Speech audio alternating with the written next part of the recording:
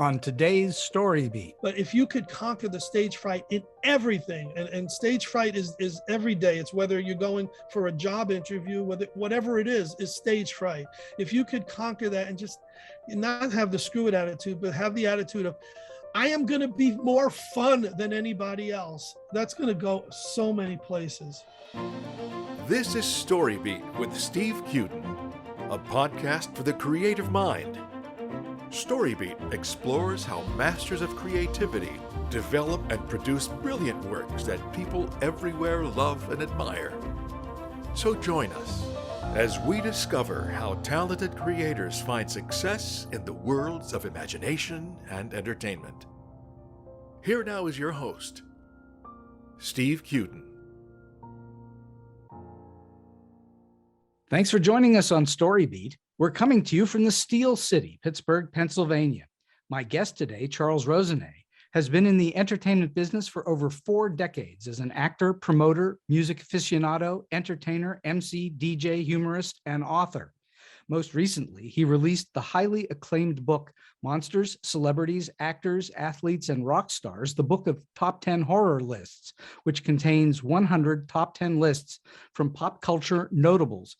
In the interest of full disclosure, Charles saw fit to include my own top 10 list in his truly wonderful book. Since 1978, Charles has produced Beatles Conventions and Festivals, and since 1983, he's been the organizer and host of the Magical History Tour, which brings Beatles fans to Liverpool and London. For over 20 years, Charles published and edited one of the world's most famous Beatles 60s magazines, Good Day Sunshine. Charles has also promoted Monkees conventions since the early 80s. As an MC, Charles has shared the stage with countless entertainment figures, including Charles Grodin, Geraldo Rivera, and the late Danny Aiello. Charles was an on-air host on the QVC Home Shopping Network. He's also a professional comedic auctioneer and has developed the horror host persona of Cryptmaster Chucky for Scared Stiff TV. Additionally, Charles is an accomplished actor with credits on over 40 films, TV shows, and commercials. He's appeared in Flight of the Conchords, All Screwed Up, The Truth About Lies, Kvetch, The Sadist, and the webisode series Winners. He was most recently featured in the thriller Night at the Eagle Inn. For the record, I met Charles in 2003 when I was part of a group that he was leading on a very memorable Dracula tour of Transylvania. Of note, Charles also leads ghost tours in England. So for all those exceptional reasons and many more, I'm delighted to welcome my friend, the multi-talented Charles Rosenay, to StoryBeat today. Charles, welcome to the show. Hi, we're out of time now. Thank you. Yeah, thank you. I'll see you later. Good talk, good talking. Yeah. I'm impressed. Wow, I loved hearing all those things. I'd forgotten a few of those. It's almost like you've done something. I know, right? All right, so let's go back in time a little bit. Where did your interest in the horror genre in particular begin? And where did rock and roll start for you? Was it when you were a kid? Yeah, probably around the same time. My parents were really cool, and they had me late in life, but they were into they were listening to AM radio all day, watching movies at night. And, my mom said, I got to get you to watch a horror movie somewhere down the line. No one called them, they were monster movies then. Right. The word horror wasn't used. And I always said my first memory in life was seeing the Beatles on Ed Sullivan. And that's when my life began. And in writing this book, I really actually think that it might not have been that. It might have been a hair before, when Mom sat me down. And in those days, we lived in the Bronx. So there was 3 networks, and then Channel 9, Channel 5, Channel 11. There's always 3 other local channels. And I don't know, in Pittsburgh or in California or whatever part of the country, they had horror hosts, I'm sure. Oh, in Pittsburgh, we had Bill Cardille, Chilly Billy Cardille. Chilly, very famous. There you go. Schiller Theater, absolutely. In New York, we had Zachary. But at that time, Mom said, we're going to watch a Frankenstein movie. She thought that was the way I needed to be Christianed into the monster movies, by watching Frankenstein. But there was no Frankenstein on. She couldn't find a Frankenstein at the time. And for the listeners who are maybe younger than we are, in those days, you couldn't go to Netflix. You couldn't stream and figure out on a device. Forget Redbox or DVDs. We didn't have VCRs. So if it was on, you had to watch it, or you get it, right? Right. And we had something called $1 Million Movie. And it was at either 7 o'clock or whatever at night. And it would play Monday, Tuesday, Wednesday, Thursday, Friday, the same film, whether it was Inherit the Wind or Mutiny on the Bounty, whatever it was. Well, mom found Bride of Frankenstein. Right. And she said, you're going to watch this. I've always been telling you this. We want to see Frankenstein. This is the next best thing. We sat down. I heard the introductory music. I put my hand over my face and I said, Mom, I want to go to sleep. Steve, I never would want to go to bed early. This was this was a radical change. She said, no, you'll watch. I go, no, I won't. I went to bed to go to sleep early and didn't sleep the whole night. The next day, she planned it a little better. She got us blankets. She did warm milk. She did popcorn. She said, we're going to have fun. She turned on all the lights. She did opposite the first night. And you know what? I kind of watched it like, with the fingers through the fingers. And like I was petrified. On the third night, she says, look, you watch it already. It's gonna be fine. We'll watch it again. I don't know how she was able to put up with it each night, but on the third night, I actually watched it fully. On the fourth night, I was loving it. And by Thursday, Friday day, I said, what is it going to be on? I couldn't tell time. I just couldn't wait to see it again. At that point, my Bible became the TV guide. And we would get it. And when we'd get it, we'd look through it as a family and we'd circle what we would watch.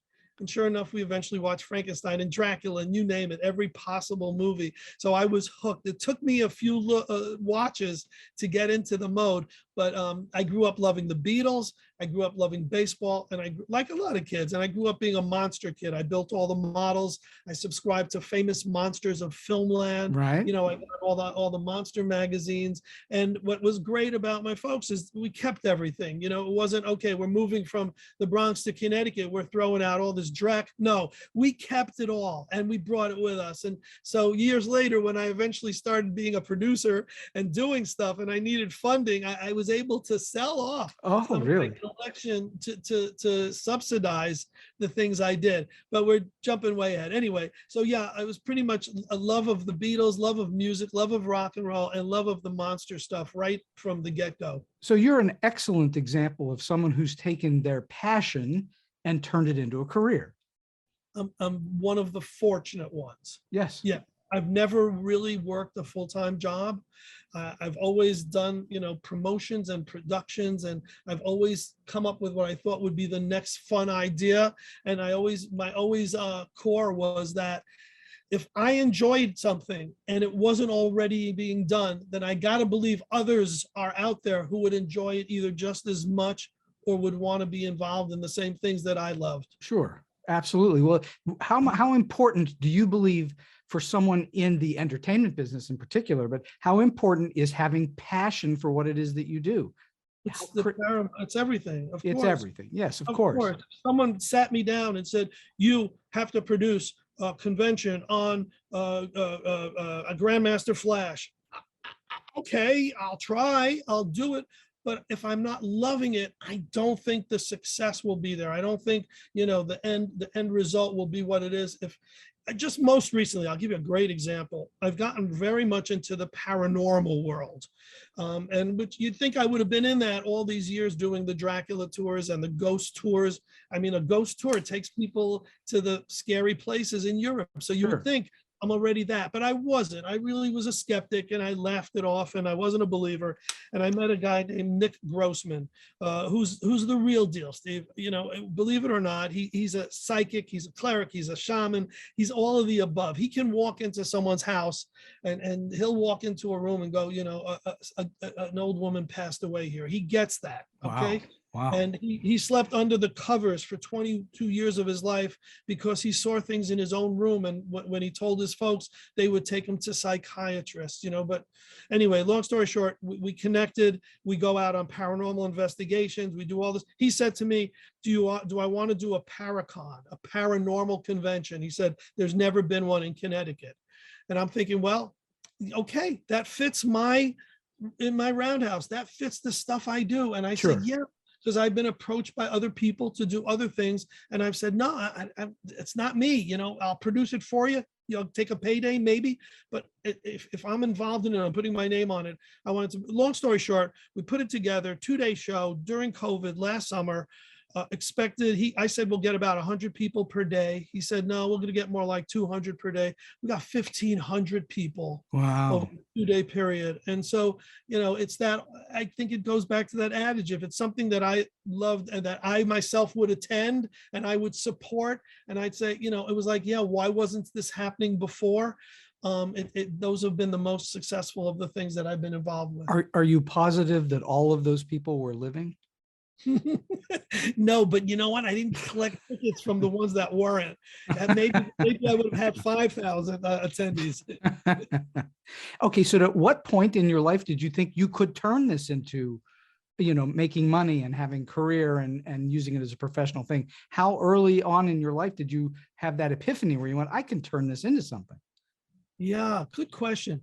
So growing up, I mean, I remember sitting in front of a mirror and I'm sure everybody, sings songs along with the radio, but I would do lip syncing and I would act out songs.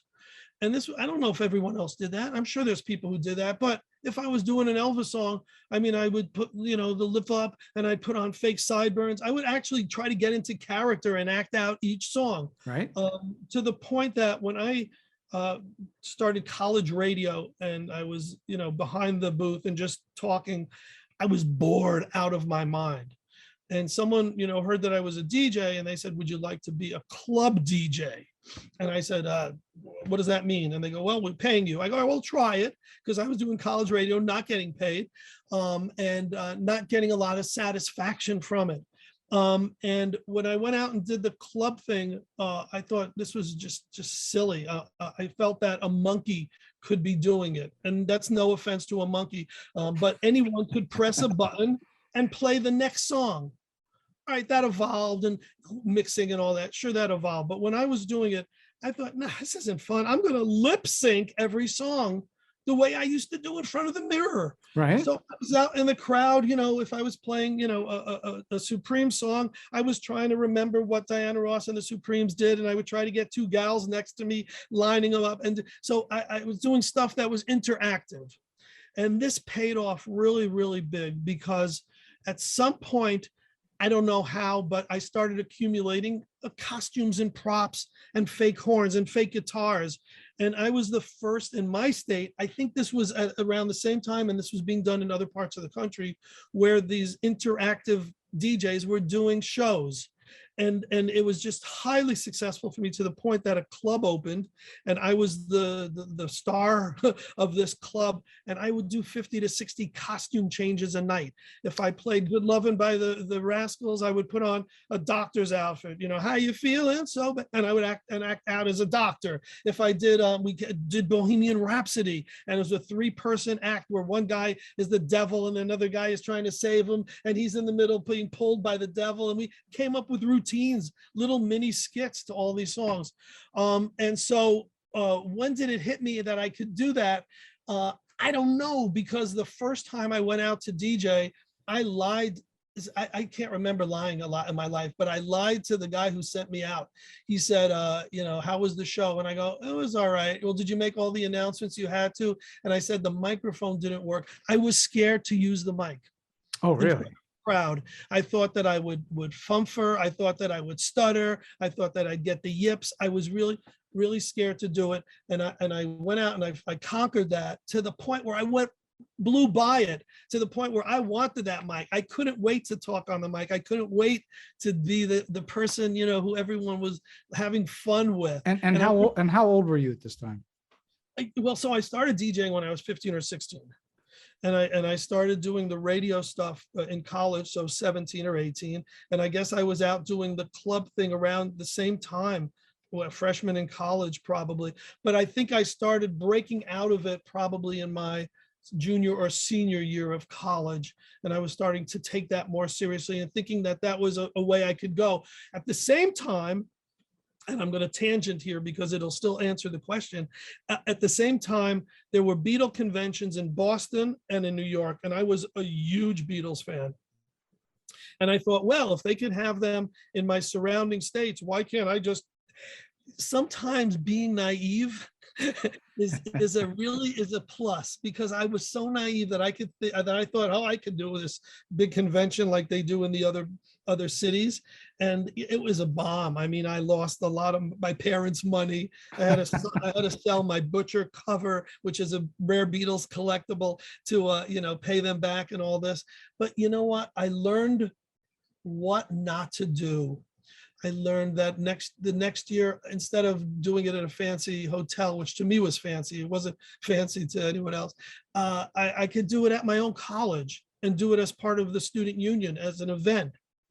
And I needed a major guest, so I started, reaching out to bring in guests, not just a local speaker. And the band level increased. So as I was increasing, within a few years, I was not only having successful shows in Connecticut, but I was also branching out because I started publishing this magazine, Good Day Sunshine, which you mentioned. Right. I did something that others didn't. I got myself in all these media guides as the go-to, so that when people wanted to do an interview on the Beatles, they would call me and they'd say, hi, how do I get in touch with Paul McCartney? And I would say, well, I can't help you with that just now, but maybe I can talk to you about, and they, oh yeah, well, we need a quote for this. And they would start quoting me. So it was fortunate stuff. It was luck that I got myself in these media guides and I became a go-to, to the point that in 1980, when John Lennon passed away, I mean, before I had a chance to mourn and before I had a chance to absorb the gravity of the situation, I was on the phone probably 18 hours fielding calls from people who wanted to speak to this one, wanted to speak to Sid Bernstein, the guy who brought the Beatles to America. I was the go-between for all this media. So I mean, that was a great establishment. So a lot of things that happened were fortuitous. You can't plan that. That's not something that you can go into business saying, oh, I'll be the go-to for the media. So that happened by great circumstance that happened to happen. But within a few years, I was producing conventions in back to Boston, in Seattle, in Cleveland, in upstate New York, in Detroit. Within a few years, I became that person who people would go to when they wanted conventions in other states. So that was a really a great thing. And by 1984, which was the 20th anniversary of the Beatles in America, we did a show in Miami at a mall. They called me and they said, look, we're going to do this. Would you like to help? You can, sell the vendor tables, whatever you think is best, but it's going to be a free admission show. I said, sure, fly me out. I'll make it happen. Got them 100 vendors. 55,000 people attended. Wow. It was a world record. I was on CNN being interviewed, blah, blah, blah. So here's this guy, just a few years out of college, and I'm doing all this amazing stuff. Could I have planned it that way? Could there be a design for that? Never. I got 2 degrees. I got degrees in communications with a specialty in radio and communication. And I got a BA and a BS in studio art, expecting to go into graphics or some kind of maybe advertising. And I used all of that in everything I did, but that wasn't the direct route to what I wound up doing. So the key, I think, and you'll correct me if I'm wrong, the key is that you had passion you loved all this stuff that you were involved in. And because you loved it, you kind of kept going with the flow of it rather than resisting whatever was coming at you. You didn't resist it and say, no, that's not what my life is about. No, instead you went down those roads. Right. And you didn't set out to do that, but yet you found yourself doing that. I'd like to say, oh yeah, of course. When I was 14, I knew I had no idea that I'd be an MC who acted out everything. I had no idea I'd be producing Beatles conventions or doing anything. I thought I would be working in an advertising firm. I thought I'd be laying out newspapers or magazines doing graphics. I always had an art, background, and I always thought that was where I would go, but I never thought that I would do any of the things that I wound up doing. It sounds to me like you have some kind of an innate ability to understand something that's going to work, even if you're not sure it will, but that you are capable is not really the right word. You have an intuition for just taking it and going with that flow, as opposed to many people will stop and think about it for a long time. They may never do it because of fear or whatever the reason that stops them. But instead, you've taken these opportunities and recognized them as some kind of opportunity. Is that right? Yeah, and I'd like to think, some people used to say I was very opportunistic. There was already conventions in New York and Boston. I just copied their formula and brought it to Connecticut. Right. There's some truth to that, and I agree with that. But I was also opportunistic within myself. When the Beatle tours were as successful, we did Beatle tours to Liverpool. You mentioned we do the, Right. the Natural History Tour, and started that in '83, and those became very wildly successful. I didn't think of it, but someone said, what else do you love? Why aren't you doing other tours? So we did a few Rolling Stone tours, and those were fine, but it wasn't my thing. I didn't even go on the second one. I didn't have my heart in it the way I did the other things. Mm-hmm. Was there anything else we could do? And we did a tour when the Mets played, the New York Mets and the Chicago Cubs opened one season in Tokyo. So we did a tour for that, and baseball fans went out. Okay, still in my, because I love baseball, but nothing I could have pursued as a following. But Transylvania was like, wow. Of course, this is a place that I've always dreamed of going, just like Liverpool. To me, well, growing up, if I saw an article and it said the ships have landed in the docks of Liverpool, I cut it out, put it in the Beatles scrapbook, because Liverpool was this magical, mystical place I'll never get to. Well, Transylvania was the same thing. Sure. This place doesn't really exist. Come on, really? There's a Transylvania? There's a place that, Bram Stoker wrote about that is really such a place? Well, of course there is. And it said, and I thought, well, it's third world country. It's not westernized. It's communist. I'm afraid to. And I did the research. A partner and I, we investigated, we found a company, and there was already, there was already companies doing senior citizen trips. And what it was is they would take people throughout Romania, and they would do the tours. They would do the tours for breakfast, and then a little sightseeing, lunch, a little sightseeing, and then dinner was done. It was the trip was over, and one day would be a Dracula themed day, and they would visit one castle, or I don't even know what. Right. And I thought, this is ridiculous. That wouldn't satisfy me. I want a week of activities. So much of it was having to plan, not knowing what was going to be there and how much I would have to supplement it. And in doing so, I was opportunistic off of my Beatle trip. So I knew on my Beatle trips, when we go to London and Liverpool, it's a long trip. I'm showing Beatle movies. I'm showing rare videos. I'm showing stuff. I'm playing trivia on the trip. I'm doing sing-alongs. So I said, well, I can't do sing-alongs on a Dracula tour, but I can show vampire movies. We can do trivia. And I thought, if I put my personality into the trip, and Steve, that's, I think, the X factor here is, I'm not going to tap myself on the shoulder, but it seems that if I'm involved in things, people have more fun. And I think that's something that, you can't teach. That's one of those things. What was great about the Beatles? It was the music, it was this, but it was an X factor. There was something there beyond that, that made them 3D. And I'm not comparing I'm not comparing myself to the Beatles, but some people I think have something where their personality is just a little off skew, a little oddball, or a little more fun. And I think I might have that. And that's been helped in some of the success of the things I've done. Well, I think that, it's obvious from this interview that you're just laid back and unenthusiastic. I'm going to try to come out of my shell a little. Yeah, your personality is what carries the day, Charles, because people will follow you because you say, let's go. And then you follow that up with a whole lot of intensity and energy and passion for what you're doing. Yeah. So the Beatles begat the Dracula tours, because I followed my own formula.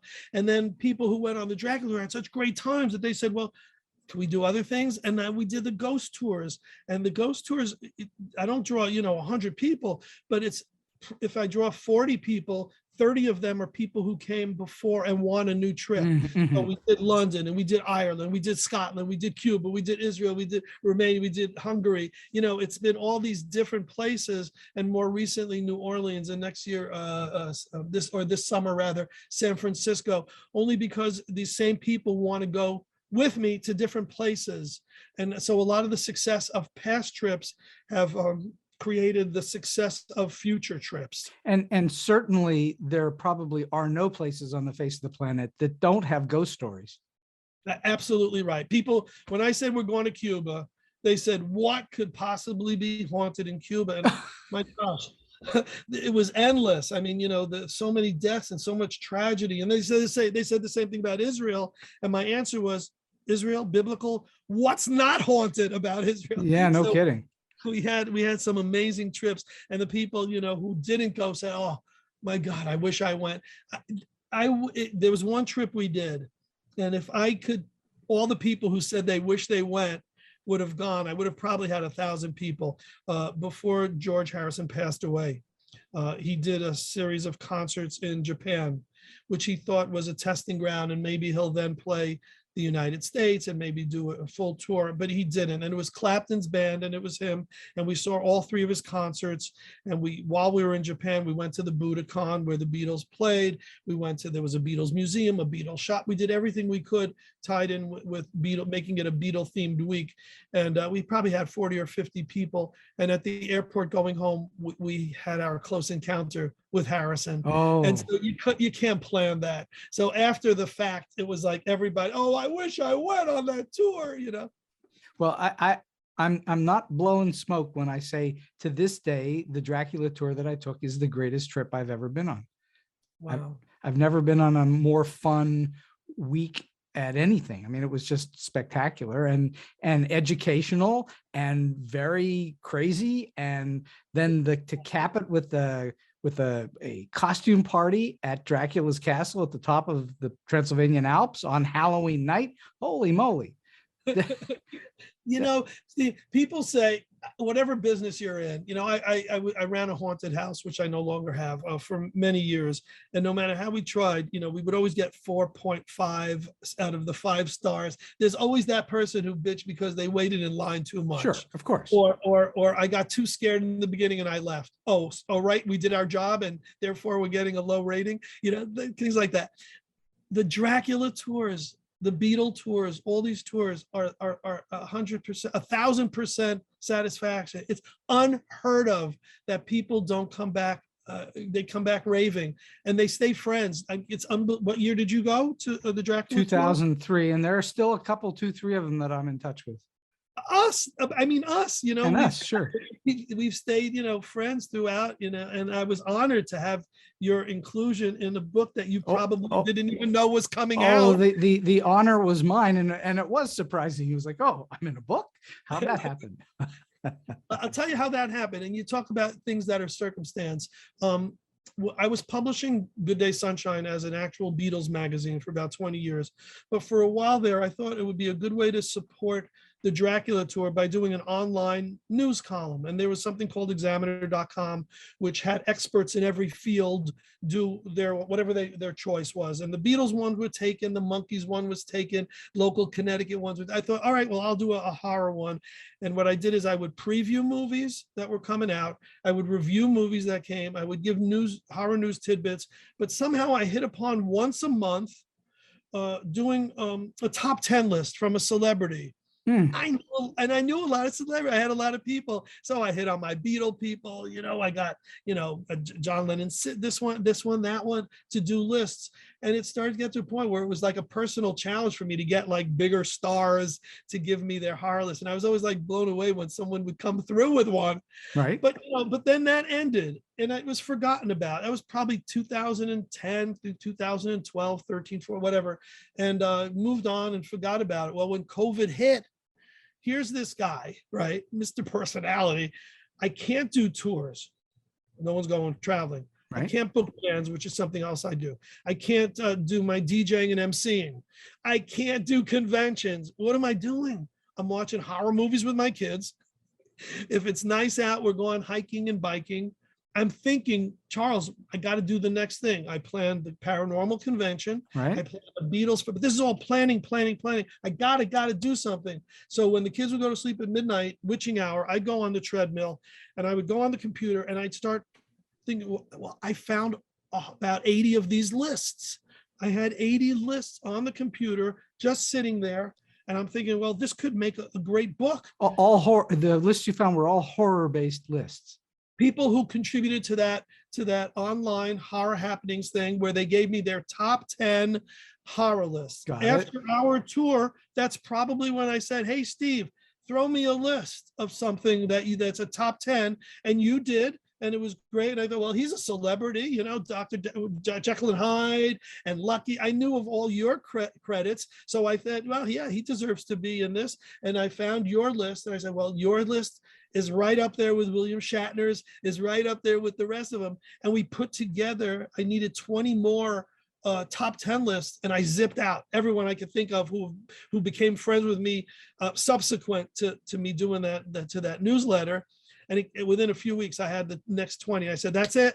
I needed 100. I'm going forward. I'm sending this out to some publishers, see if there's any interest. Meanwhile, I'm tweaking it because I'm adding every celebrity. I'm giving them their bio before their top 10 list. I'm getting a great picture of them. I love there's a picture of you as a werewolf, which is amazing. Well, that was from the Dracula tour. From the Halloween night, exactly. And then if the top 10 list, whatever it includes, if it includes Attack of the Killer Tomatoes, if it includes The Exorcist, whatever, I'll put in a still, which is a copyright. I'm allowed to put in a promotional piece. So I did everything right. Put a great intro, put the list, and popped out 100 of them with an intro by myself, which tells about myself, what it led up to the book, and then an outro with my own list. And two other things which I'm really proud of in the book, which I'll get to in a second. But I hit up a ton of publishers, and one which was a big pop culture company, Bear Manor Media, jumped all over it, loved it. Took them a long time to put it out, though, to get it right. It took over a year, but had it for Halloween of last year. And it's been a joy because I've been going to conventions and doing the stuff that I used to do, where I'd go up to a star and ask for their autograph and buy their book, to be behind the table and actually sign copies of the book. It's a real thrill. It's real fun. Well, have you always also been a writer? Yeah, well, when publishing a magazine of the Beatles for 20 years, I was the editor, I was the publisher, I was writing articles, I was doing, in fact, when I went to college, I got the 2 degrees. I was 3 credits short of the journalism. So I wanted to get another degree, and they said, no, you have to go an entire semester. That's never really been done before. You can't get triple degrees during the graduation period. You have to go again. I was already DJing. I was already doing Beatles conventions. I don't need the degree. So I always fancied myself a really great, maybe not great writer, but a great embellisher. I could take, a simple piece and make it and flourish it and make it sound great. All right. So when you did this book, you had 100 lists, and you didn't have 300 lists and you had to pare them down. You had 100, and those were the ones you went to, correct? Yeah. After the book came out, I got probably a dozen more. And I said, oh man, I would have loved to include that's the sequel. Well, that is the sequel, Bride of the Book of Top 10. I got about a third of the way there. I got about 30. So there will be a sequel. Yeah. Well, you could probably, over time, if you wanted to, you could probably put out a succession of 100 lists. I think the difference will be, if you look at this book, it's got, all the classic people on it: Bela, Dracula, Frankenstein, Karloff. And the people I ask tend to be. And even George Romero's on that cover. Oh, good job. Yes. George Romero and Pennywise are probably the only not classic Universal monsters on here. I think that this skewed towards more of the classic Universal horror. The people I asked tended to be older, Sarah Karloff and Ruth Buzzy, and all these people were of a certain age. So, their choices are probably a lot different than if I'm asking the current crop of scream queens. Or exactly why you could put out another book with 100 lists of Freddie and Michael Myers and those people on the cover. Yes, exactly. Yeah. You could do a whole succession of these because there are lots of people that will give you their top 10. I'm curious, what are your top 2 or 3 favorite horror movies? So I'll tell you, that's going to be in my next book, my top 10. I didn't put my top 10 in this one. Mm-hmm. What I put was my top 10 favorite acting roles with a horror slant. So that sort of gave people a little more of my personality in the book, a little more my ego. And I'm saving that for the next one. But no doubt, The Exorcist was, to me, heads and tails above everything as far as scares and changing the climate of horror and all that. Going back in time, some of those movies, in my opinion, don't hold up as well. And as much as I appreciate them, and I think they're classics, I know I can't sit through Dracula with my kids. They're talking through it. They're bored. Abbott and Costello, Meet Frankenstein, still up there with one of my all-time favorites. But the one I cite, there's one the only movie that ever gave me nightmares. Okay. And it's not something that's even in this book. It's not someone that people cite as a horror movie. But when I tell you the movie, you might know why, because it was a home invasion movie called Wait Until Dark. Oh, yeah, sure. Audrey Hepburn and Alan Arkin, and she's the blind gal, and her home. You know the plot. I went home. Sure. Yeah, amazing. And when I went home, I saw it as a kid, and we saw it in a theater. And at night, my house was being broken to the whole night. People were coming through the window. They were breaking the glass. They were knocking down the door. I was in that flu-like, half asleep, half awake, waking up every second. That's the only time I had nightmares. And in retrospect, when you think about it, I mean, that's probably The Strangers, that the thought of someone breaking into your house and all the things that can happen as a result of that. That's probably scary and scarier than, a monster in the street, So having looked at all these lists, would you say that and you've already alluded to that the majority of the people who have lists in the book are of an older generation. They're not of the current generation. The majority of people are. Yeah. But would you say there was were there common themes to what kinds of movies there were? Was it the classic Universal monster movies? What were the common themes? Yeah. Well, the classics are probably a third of it. Another third is probably the Exorcist, Shining, Rosemary's Baby, what we call modern classic horror. And a third of it is the people who thought outside the box. I mean, I got some lists of, the best horror themes played in movies. So that puts in a different category. Another one was sexiest scenes in horror movies. So there was a whole thing. One of the best lists, it blew my mind. I'll tell you two stories. I love telling this. One is Sarah Karloff, Boris Karloff's daughter. Right. Classy gal, love her, and she doesn't like horror movies. She won't watch them. She said, I don't even watch my dad's movies. And I said, well, I want a list from you. She goes, no, I'll give you a list. I'll give you a list of the 10 things that scare me. Perfect. And you know what number 10 was, Steve? Writing a list for this book. That's what she put. There she is, Sarah Karloff. So she was one of three people who weren't big horror people, who, even though her name, my God, having a Karloff in the book, that's gold. But she was afraid of the book. She was afraid of writing stuff for the book because she's afraid of horror movies. No. Things that scare her. Having to sit down and actually write the list for the book scared her. I see. So that was one of her top 10 things. But the other person is John Lennon's sister, who's a dear friend of mine, still lives in Liverpool, an ambassador for Beatles fans who come over at the Cavern Club and all that. She writes to me, Charles, I don't think I've seen 2 or 3 horror movies in my life. It's just not part of my universe. And but I want to help you. She goes, leave it with me. All right. When I get that, leave it with me. It never happens. A month later, I get this email, and I open it, and I open it, and I open it. It keeps going. And what she did is she did the top 10 horror elements of literature with a focus on the horrors of Shakespeare. Wow. Right? And it's probably the most literate. It's like a college thesis. It's just brilliant. If this was my master's thesis, I would have aced it. She gives that to us, the largest chapter in the book, the most well thought out. And it's like, who would have thought it? So you never know. So when you ask, are most of them the classic, it's a third of each. It's a third of the modern, a third of the original. And then people who went out on tangents and thought out of the box. And today you'd probably, if you were only polling people who were under the age of 30, you would start to see movies like The Purge and those very, very Place. Right. Yeah, Exactly. It would be most of the really, Malignant. really current movies. I would think so. There's obviously enough people who are astute enough to have watched other films, growing up, and probably would put, an Exorcist or a Shining on their list. But yeah, it's tending to be that. And it also tends to be more slasher.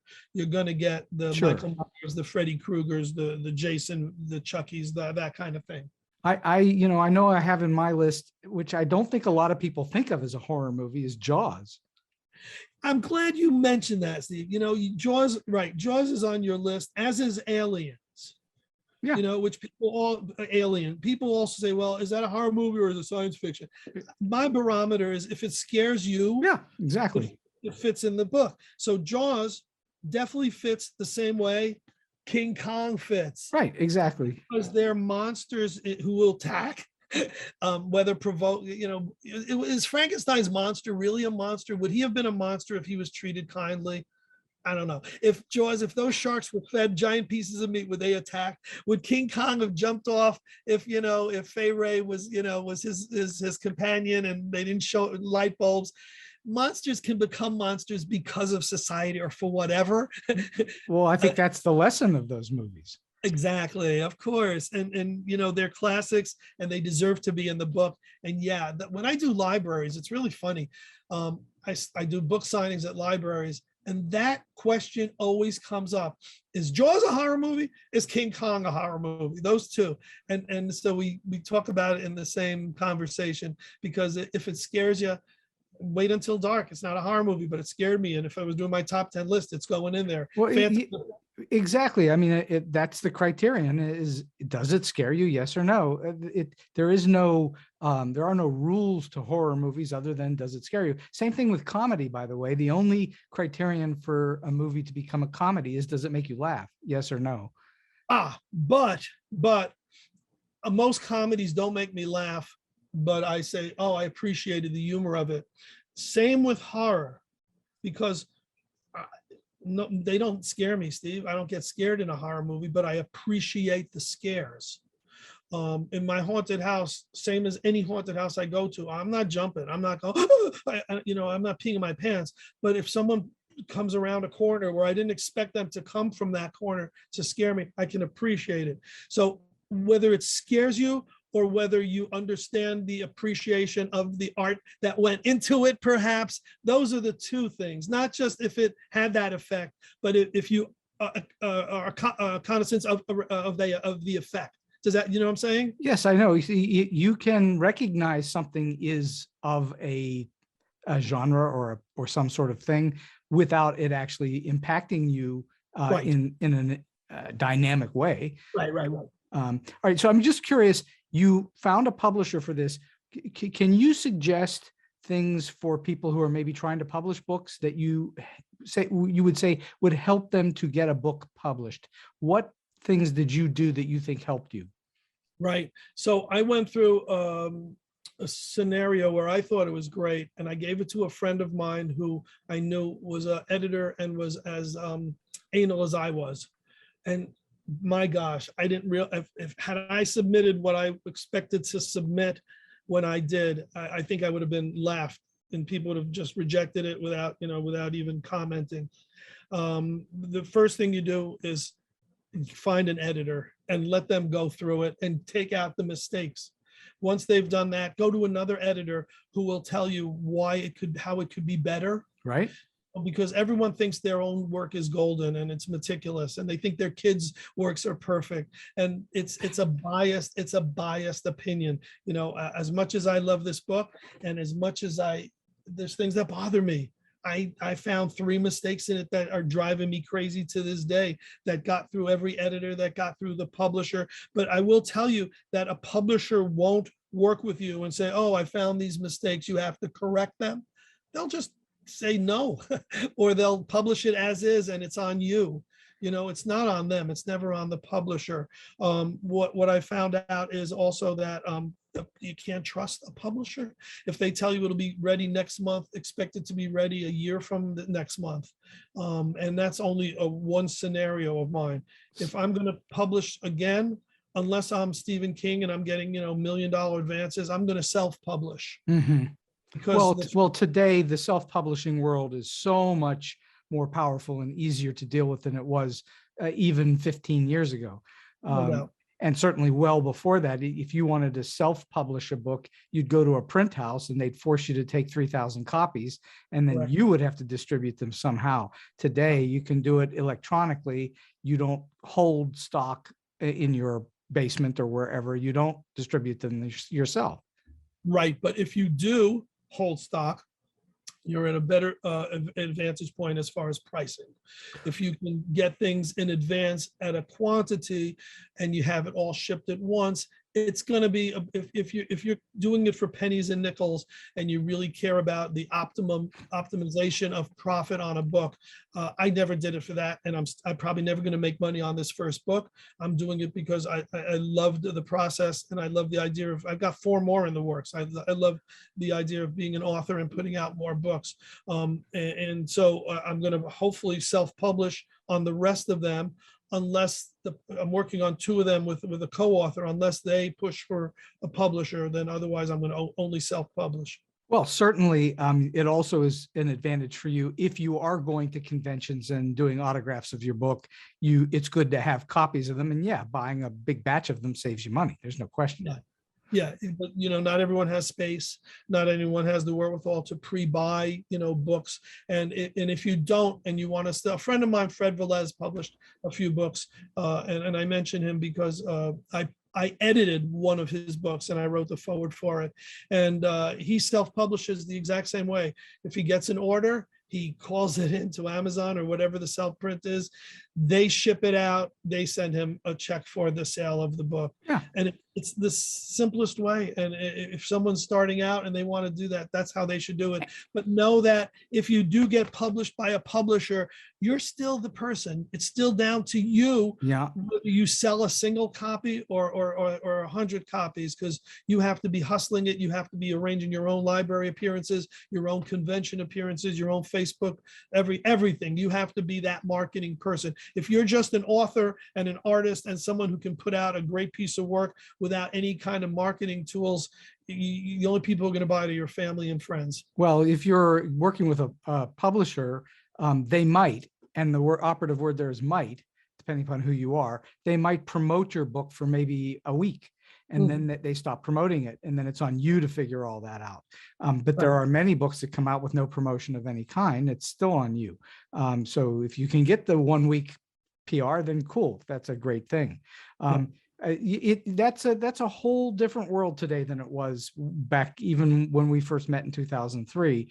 And my assumption is that you when you go to self-publish, it'll be a lot cleaner for you. You'll just go do it. Correct. Yeah. We'll do all the layout ourselves. I'll do the same editing process with going down the line to making sure, because ultimately you don't want an embarrassment. You don't want anything that doesn't look good, doesn't read good. And if you spell someone's name wrong, man, they're not going to be happy about it. You want, if I'm going with a run of these, I'm doing a sequel to the Top 10 Horror List. I'm going to do a book called The Book of Top 10 Beatles List, where celebrities give me their favorite Beatle themed books.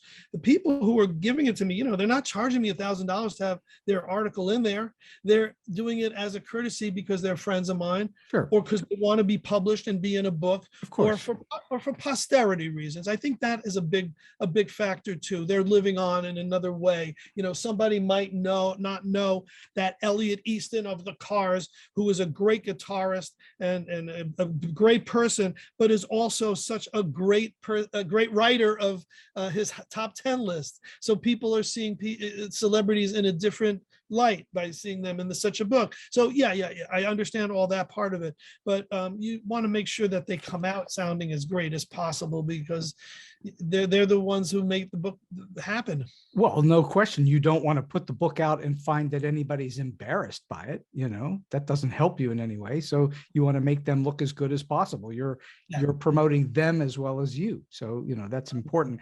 What would you say were the biggest hurdles you faced in putting the book together before you got to the publisher, which clearly was a big hurdle? But what were the big hurdles? Was it the time to actually write the introductions to each person, or what were the big hurdles for you? Gosh, I lucked out with this one. You know, it It was wrote easy. itself. It was it was easy. You know, I'm finding the next one's harder because you know, when someone puts out their first album, you've heard this, right? Mhm. They spent their whole life doing it, and then the record company wants the follow-up, so they have to match, you know, what they've worked on their whole lives in 6 months to put out the next album. For the first book, I had all these lists in place. So yeah, okay, I if Mickey Dolenz was in the list from the Monkees, I had to update what he had done recently in the past few years Right, as part right. of his bio.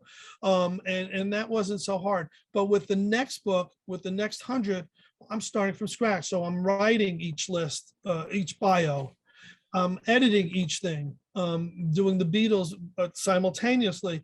I'm saying, oh, there is a lot of work behind it. So I kind of got lucky with the first I one. would submit to you, Charles, that there's a thematic thing going on with your whole life here. And that is that you enter into all sorts of new events and projects Yeah, with, and I'll use your word from before, a certain amount of naivete.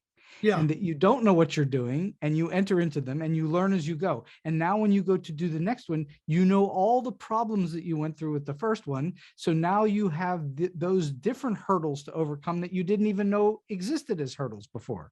And yeah. suddenly they become a higher bar to get over and a little bit more time, and you've got to finesse things a different way. That seems to be a thematic thing for your whole career. Yes, you're right. You're right. And when you said that, it made me think, you know, I always said I didn't have a full-time job. When I was in college, I actually was an intern at a theater. You know how in those days, movie theaters were turning back into cabaret houses Sure. or concert halls. So someone from Cleveland had moved to Connecticut and was turning one of these beautiful old one screen cinemas into a live house. It had been black exploitations. It had been kung fu. It was disgusting, and no one was going to downtown New Haven, and his goal was to change it into a beautiful showcase. And he borrowed funding from a concert thing he produced, so he took their money to do the theater. And Steve, I learned all the things not to do in producing from him. And you know, people walked away, oh my God, you must have learned so much from him. And I said, well, I learned all the things that were done wrong and how not to do those things. And you know, so before I ever did a convention and before I ever did any kind of producing, I kind of had this in the back of my mind. Well, I'll wait. This is something I will not do. I will not take money from one thing to the other, you know, and risk both of them flopping or that kind of thing. And you know, when I was doing a convention a year or a few conventions a year, it was a very big gamble. People, when I explain this one point, it'll all make sense.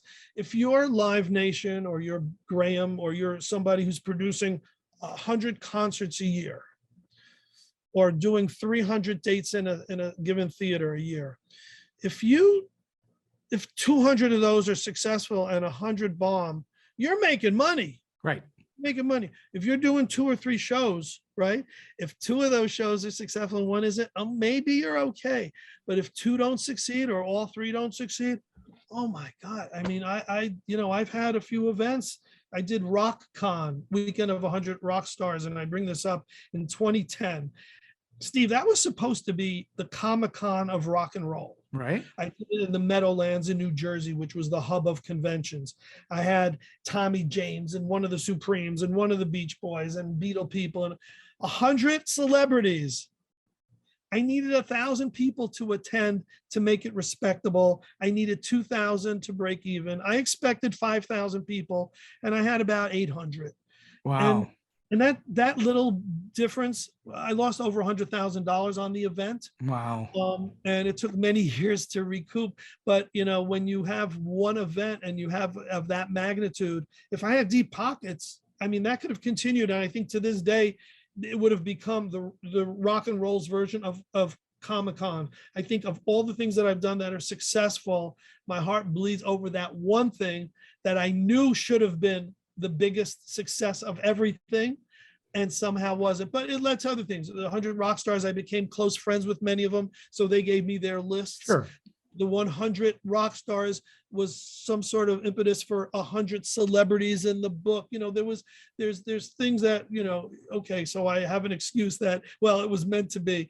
But why did I mention that? I don't know. I just it's all links in the chain of your life, and one link leads to another. I've said for a long time that people that are artists, whether they're writers or they're directors or they're choreographers or painters, it doesn't really matter. Over time, the next thing that you're doing, so you finished one project, now you're moving on to the next project, and you've learned from the first project things that you know work and things that you now know don't work. So in the next project, you eliminate the things that don't work and you don't spend time spinning your wheels over them. But in the next project, you're now learning what you've learned on the last project. So you learn from these things. Yeah, except I'm so old now that I've forgotten everything. So I'm making, everything I learned is gone already. Well, there's the disadvantage of getting old, but I think the alternative is not better. Right, of course. Well, I have been speaking to Charles Rosenay for almost an hour now, and yeah, time has flown by on this. And so I'm just curious, in all of your experiences, do you have a story or two that you can share with us that was either strange, weird, quirky, offbeat, or just plain funny, and all the different things you've done? Endless. But I'm going to tell you one that will hopefully resonate with you because you came on one of my Dracula tours. Yes. There was one a few years later where Radu, who was our host, called me in advance and said, we're not going to be able to stay in Bucharest proper, downtown Bucharest, like we normally do. Most of the hotels are under construction. The ones that aren't are sold out, just soccer, something was going on. He goes, we might be staying a little outside of the city. And it was in this new place that it became a resort. Before that, it was a nunnery, a convent, Okay. and also an insane asylum. Oh, lovely. Once he said those two things, I said, yeah, we want to be there for a Dracula tour, of course. The group checks in and we're ready to go to our rooms. We see that there's a beautiful lake. I mean, it's a flowing lush. It's a really great property. And I'm thinking, all right, this is not perfect for us, because as much as I love the idea of it having a history of being a psychiatric ward, an institution, asylum, and being a convent, and who knows, what the scares were with that, it's too nice. That's what I thought. It was too nice. All right. Anyway, long story short, what we normally do is we check into the hotel. We either nap, get relaxed, or we come right out for our orientation dinner the first night. So we get there. We had an hour to change, to go to the bathroom, whatever we need to, and come down to dinner. The front desk said, feel free, look everywhere you want. They spoke perfect English. Just stay away from the basement because it's sometimes dark, whatever. And of course, our ears perked up when he said, stay away from the basement. So what do? We have an hour to go for lunch. We all go right to the basement. And we walk around and it's cool. And there's a few, I guess there was a door we couldn't get into, and there's a corridor. And so it was cool. You know what? Was it spooky? Was it dark? It was spooky. It was cool. It was spooky. And this was good. This was the right place to go to. That started it. We go then to our orientation dinner. And I love doing the dinner because I make everyone stand up and introduce themselves. Like, what's your favorite horror movie? Where you're from? And that night, everyone bonds. Everyone gets to know each other. And my personality, my hosting comes out.